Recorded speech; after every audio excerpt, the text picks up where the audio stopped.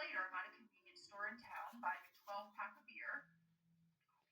I overheard a couple of teenagers talking about a woman in white and how one of them had seen her along a dusty road late at night. She looked murderous, he said, and the flesh was melting off her face as she cackled with laughter, chasing after his car in the darkness. The listening friend punched the other in the shoulder. Stop BSing me, dude, he said. I paid for my beer and walked outside. I noticed a missing person sign taped to the storefront. Y'all tell me this is real. And here I am, totally shitting on this guy.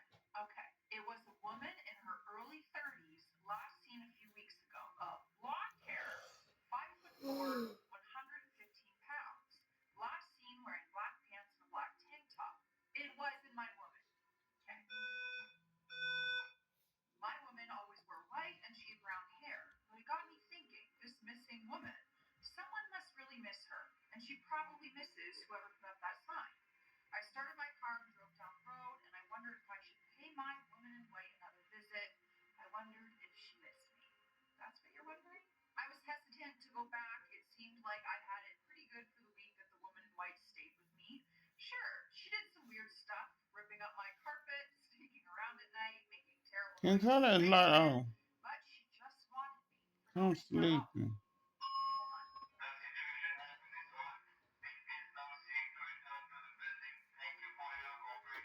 So, I never left the building.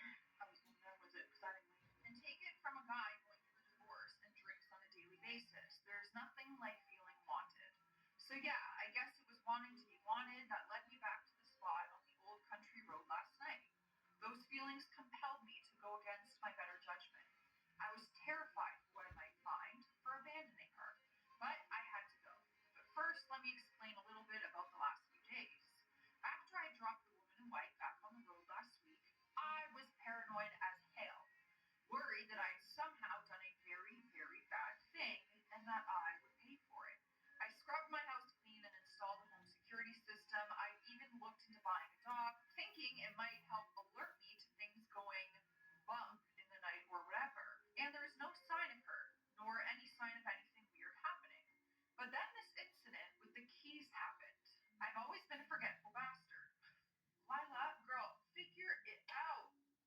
What you doing? Oh my god, this girl's jumping on everything in this room. She needs fire alarms. My wife used to do everything.